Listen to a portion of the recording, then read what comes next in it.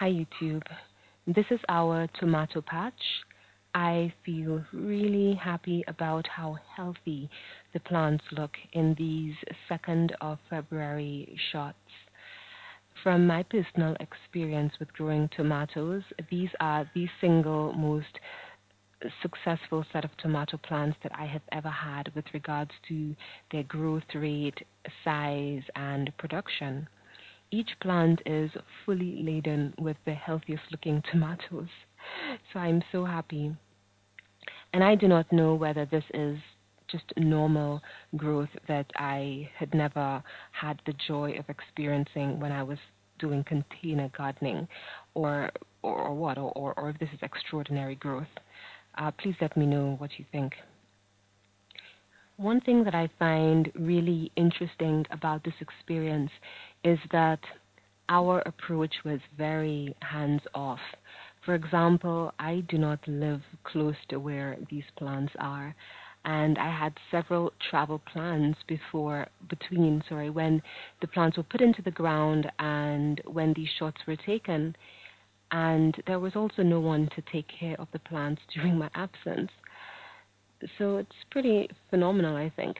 But let me tell you a little about the story of how I prepared these plants to be what they are today. In either very late November or early December, I bought the plants in a 6-pack of seedlings.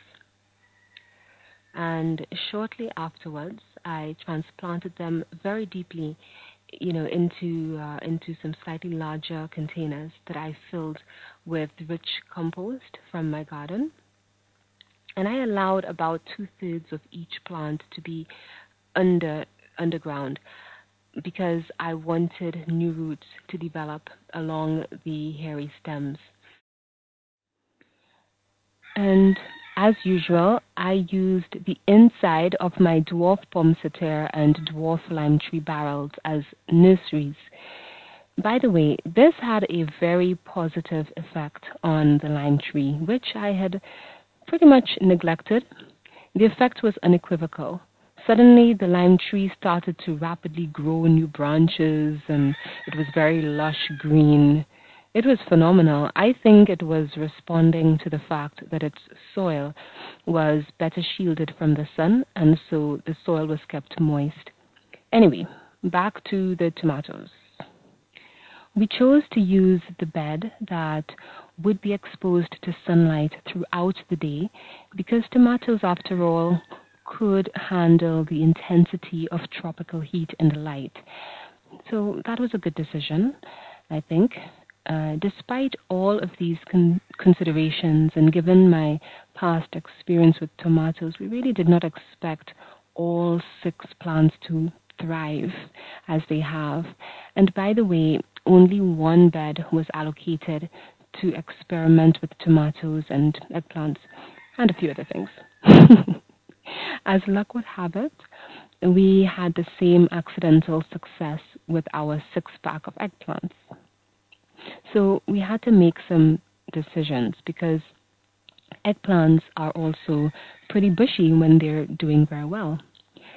We already knew from my past experience with growing greens that intensive gardening can be successful if the soil is rich, is very rich.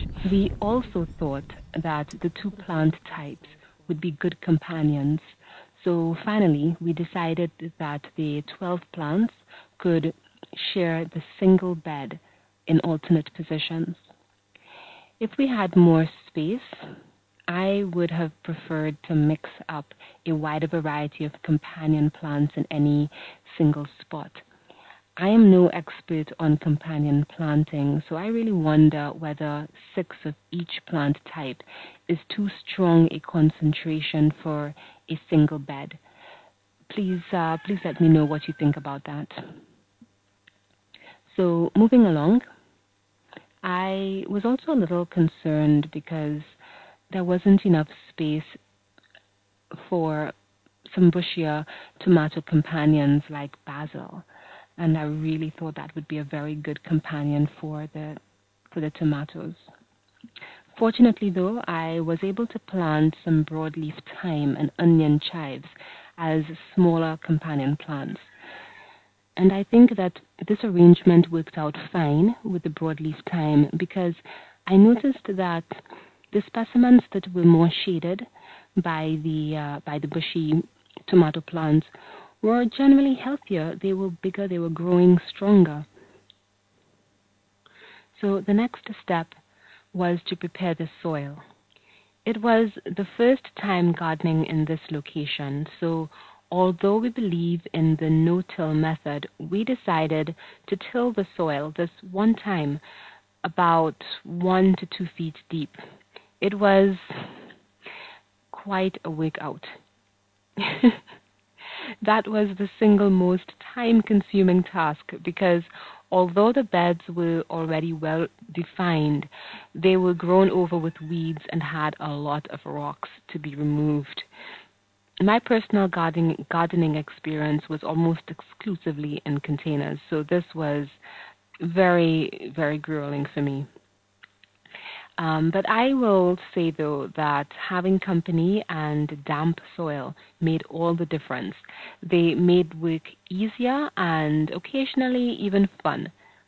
So after removing most of the rocks, manure and compost were added to fertilize the soil naturally. I'm really curious about other natural fertilizers like rock dust, but we just could not find it locally. Frankly, nobody in the business seemed to know what this thing was. So I suppose at some later point we'll be doing it, just not now. Now, after all of the above was done to prepare the soil was not just left bare. It was covered with dried palm leaves to protect it from the sun.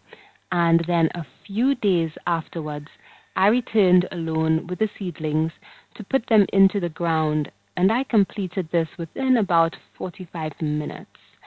And by this time, we had had the seedlings for 2 to 3 weeks, just about. And from what I remember, their roots had been spreading very nicely within the plant pots. And like before, I clipped off the lowest branches and placed the plants as deeply into the ground as possible. The soil really felt very loose, and I could only imagine that now the roots have really spread very easily and widely underground. And maybe that would explain the beautiful growth that we have seen. I covered the ground around the base of each plant with mulch and then just watered the plants in. And I speak under correction, but I think that was the first of only about 3 waterings that those plants ever got, at least from human beings. Afterwards, as a form of pest control, I sprayed the top and undersides of the leaves with homemade garlic spray, and then just propped each plant up against 1.5 foot high stakes with some string, and that was it.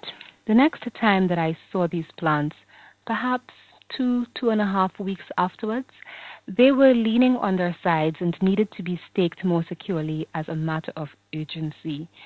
And the 4-foot PVC and wire cages that we used initially quickly outgrew their usefulness. So we had to decide to stake the limbs of each plant from 1 or 2 poles.